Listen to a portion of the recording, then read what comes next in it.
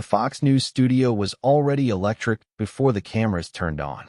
Not chaotic, not loud, just electric in the way that happens when everyone in the room knows they're about to witness something that will dominate news cycles for weeks, and no one's sure how explosive it will get. Jasmine Crockett and Judge Jeanine Pirro were scheduled to appear together on Justice with Judge Jeanine for what had been billed as a heated debate on criminal justice reform. It had been pitched as a spirited but respectful discussion about different approaches to law enforcement, judicial reform, and public safety. But that was just the version the public saw. Behind the scenes, there were emails, conditions, and warnings from both camps about the volatility of putting these two formidable women in the same room. Fox News producers had agreed to moderate a substantive policy debate, or at least they said they had.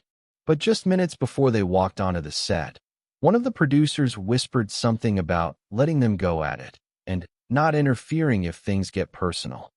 And the entire dynamic shifted. The atmosphere in the studio carried the weight of two very different philosophies about justice and law enforcement about to collide. The justice set had been configured for maximum drama. Two chairs facing each other directly, with the iconic scales of justice backdrop that had become synonymous with Judge Jeanine's brand of tough-talking legal commentary. When both women finally stepped onto the stage, the applause was notably divided and electric. Half the audience seemed energized by Jasmine's presence, the young Congresswoman who had become a viral sensation for her quick wit and fearless confrontations with Republican colleagues. The other half responded enthusiastically to Judge Jeanine, the former prosecutor and judge who had built a massive following with her no-nonsense approach to law and order. Jasmine wore a sharp royal blue blazer that projected authority without sacrificing femininity, her natural hair styled in elegant locks that made a statement about authenticity and pride.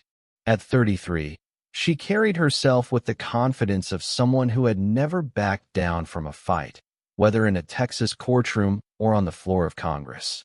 Judge Jeanine sat across from her in her signature style, perfectly tailored black suit, every hair in place, projecting the kind of prosecutorial intensity that had made her both respected and feared in New York legal circles. At 72, she radiated the confidence of someone who had spent decades in courtrooms and television studios, never hesitating to deliver her opinions with force and conviction. Judge Jeanine opened with her trademark directness. She said, "Congresswoman Crockett, thank you for coming on the show. I understand you have some very strong opinions about criminal justice reform." Jasmine's smile was confident, her voice carrying the controlled passion that had made her a formidable presence in congressional hearings. She said, "Thank you for having me, Judge Pirro. I do have strong opinions, based on years of practicing law and seeing how our justice system actually works or doesn't work for different communities." Judge Jeanine leaned forward with obvious skepticism. She said, "Let's get right to it. You've been pushing for policies that would reduce sentences, eliminate cash bail, and basically coddle criminals. How do you justify making communities less safe?" The question was loaded with assumptions, but Jasmine maintained her composure.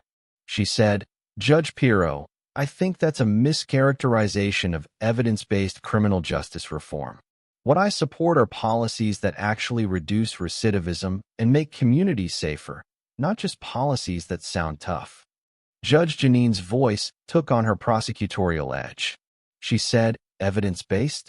Jasmine, I spent 20 years as a prosecutor and judge. I've seen what happens when you're soft on crime. Criminals don't need therapy, they need consequences." For about 15 minutes, the debate proceeded along predictable lines.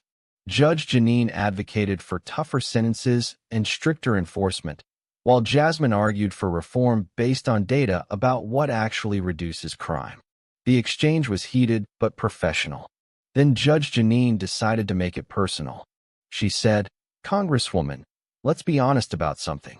You're young, you're inexperienced, and you're pushing policies that sound good in law school but fall apart in the real world. Maybe you should listen to people who've actually been in the trenches." The condescension in her tone was unmistakable.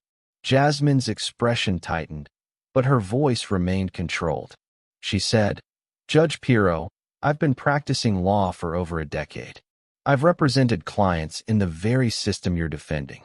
I think I have some understanding of how it actually works." Judge Jeanine waved dismissively. She said, "Representing criminals is different from prosecuting them. When you've spent as many years as I have putting dangerous people behind bars, then we can talk about experience." That's when something shifted in Jasmine's demeanor. The dismissive attitude and the suggestion that defense work was somehow less valid than prosecution struck at something fundamental. She said slowly, "Judge Pirro, let me ask you something. In all your years as a prosecutor, did you ever wrongfully convict someone?" Judge Jeanine looked taken aback by the directness of the question. She said, "I always followed the evidence." "That wasn't my question," Jasmine interrupted with laser focus. "Did you ever put someone in prison who was later proven innocent?" The studio was getting quieter, the audience sensing that this had moved beyond normal political debate into something more pointed. Judge Jeanine's confidence wavered slightly. She said, "Every prosecutor does their best with the information available." "So yes," Jasmine said with controlled intensity, "you did wrongfully convict people. You sent innocent people to prison."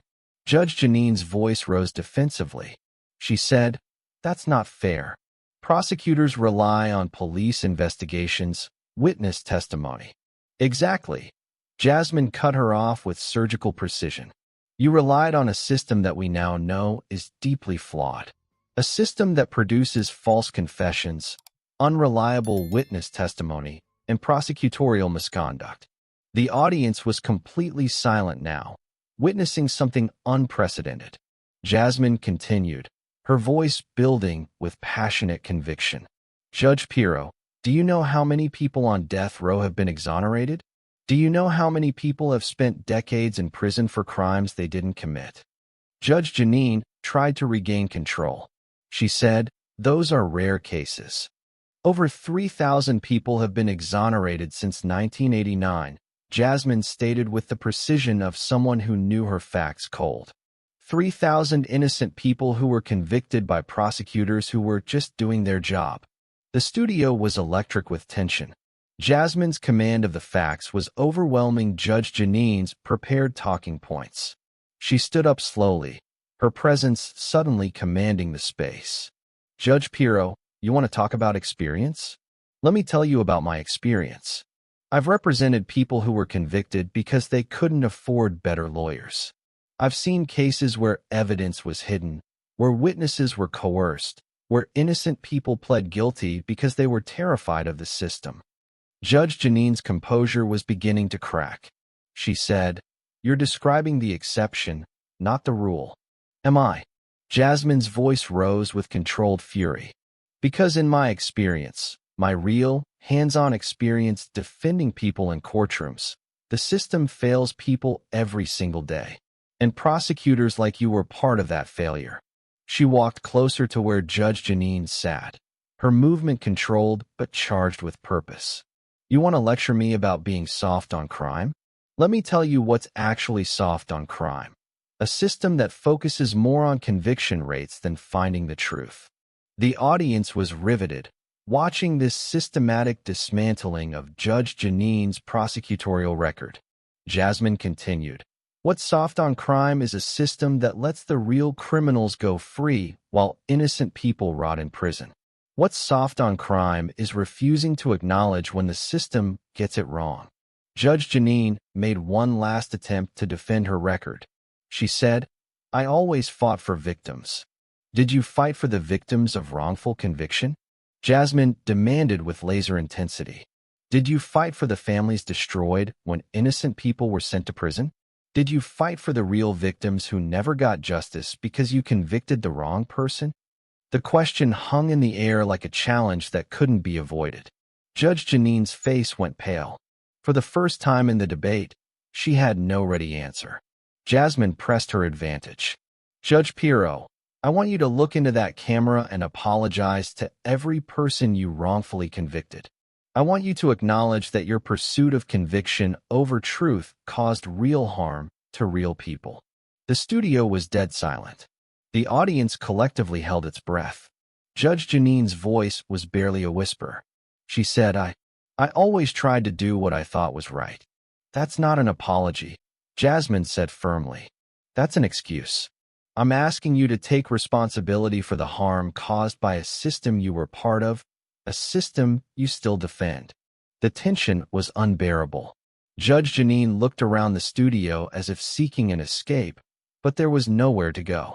Finally, in a voice that was barely audible, Judge Jeanine said, If innocent people were wrongfully convicted during my time as prosecutor, I'm sorry. I'm truly sorry for any harm that was caused." The crowd gasped audibly. This was unprecedented. Judge Jeanine Pirro, the tough-talking former prosecutor, apologizing on live television for wrongful convictions. But Jasmine wasn't done. She said, "Now I want you to acknowledge that the criminal justice reform I'm advocating for, the reforms you've been attacking, are designed to prevent exactly the kind of injustices you just apologized for." Judge Jeanine looked completely defeated. She said quietly, yes, I can see how some reforms might help prevent wrongful convictions."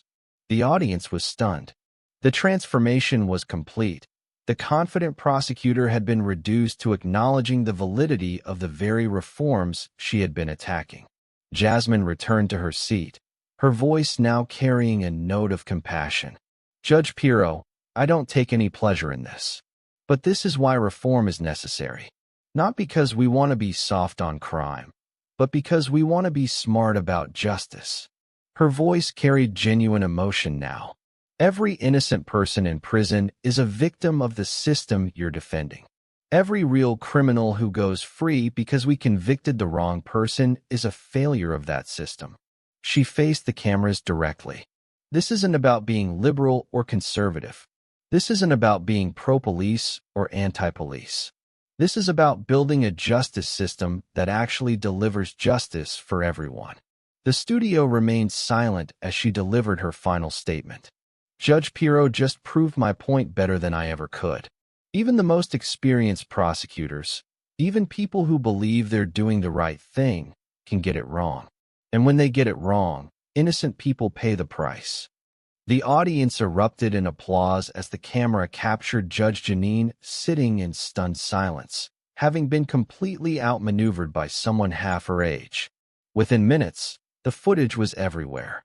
The moment had transcended typical political television, becoming a masterclass in preparation, facts, and the power of moral clarity. Social media exploded with reactions that largely praised Jasmine's systematic dismantling of Judge Jeanine's tough-on-crime rhetoric. Hashtag Jasmine Destroys Jeanine began trending alongside hashtag Apology Accepted and hashtag Justice Reform. From her office, Jasmine posted, "Today wasn't about winning a debate. It was about acknowledging the real victims of a flawed system and working toward actual justice for all Americans." The response was unprecedented. Legal experts praised Jasmine for highlighting the real issues with prosecutorial culture. Wrongful conviction advocates shared the clip as evidence of why reform was necessary. Even some conservative commentators noted that she had exposed important flaws in the traditional law and order approach.